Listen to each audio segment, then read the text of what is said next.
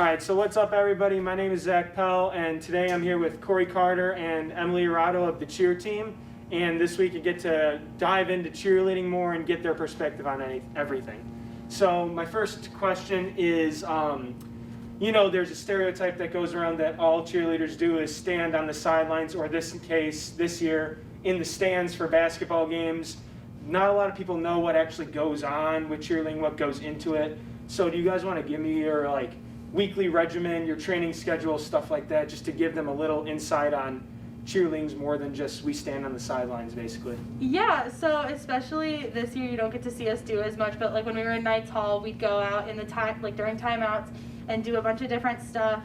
And this year it's really upsetting because we don't get to do anything like that. But during practice, we practice Tuesday and Thursday between the hours of 6:30 and 10:30, and sometimes they go later than that at night. But it's just constant, 2.5 hours every week of just constant, nonstop training, working on stuff for nationals, jumps, tumbling, stunts, all sorts of things like that.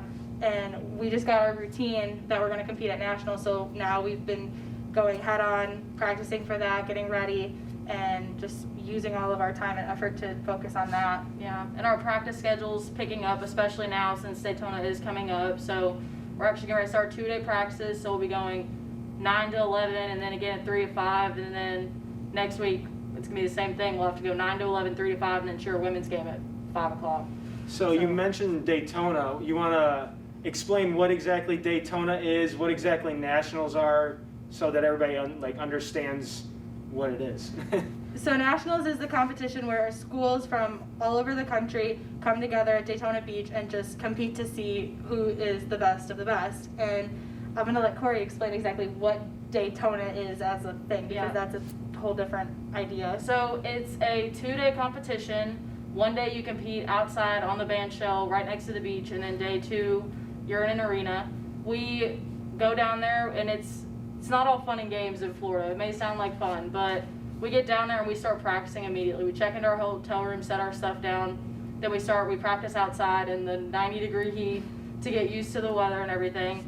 So we practice on Wednesday, compete on Thursday all day, Friday all day, and then we have awards, and then we head right back home on Saturday. So like Emily said, it's a competition where thousands of teams from all across the country come to compete to see who's the best.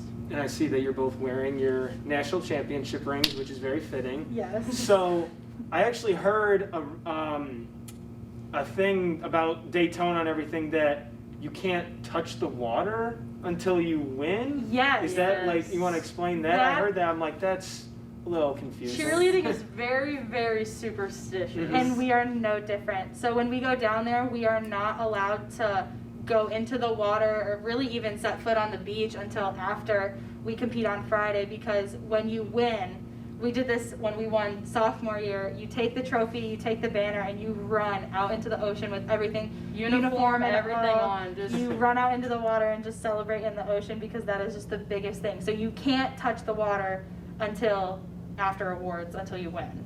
Oh, that's pretty cool. So that's just kind of our superstitious. We also have a little superstition of our own. Mm-hmm. Do you want to touch on Lucky Ducky? Oh, yes. So every year when we go down there, we normally have a team dinner on Wednesday, and there's this claw machine that has a bunch of little rubber ducks in there. And one of our coaches, every year, he goes in there and he wins a Lucky Ducky.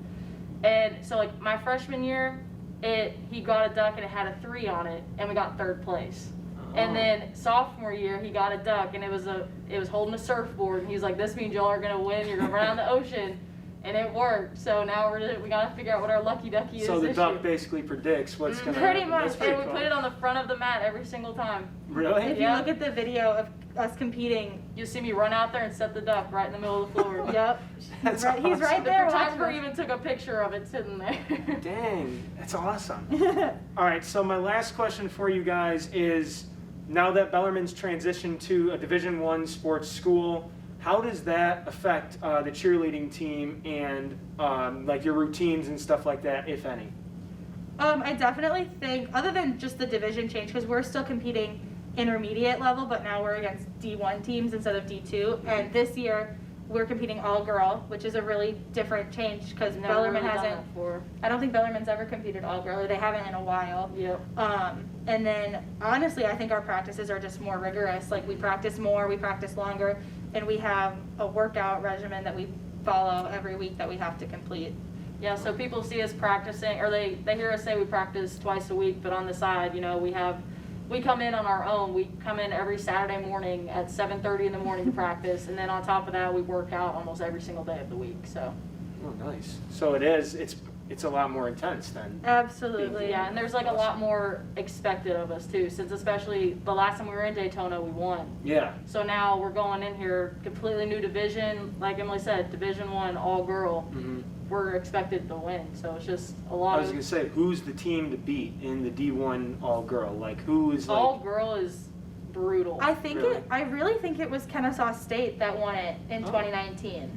Yeah. So a fellow ASUN A-Sun team. weapon, shoot. So, we gotta be on the lookout. We have to start doing our recon and look at the other teams from Yeah. 2019. But we're just excited. Like we think that this year our team is definitely young. This year we have a lot of freshmen, but I think they're up to the challenge. They've come in every time. They work hard, and everyone on our team is so dedicated, and it's amazing to be on a team like that.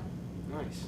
Well, thank you guys for coming to get the interview. Thanks for giving everybody a little more inside scoop of D1 cheerleading now. Yes, And of thanks course. everybody for watching. I will see you all next week. Thanks, guys. Bye. Thank you.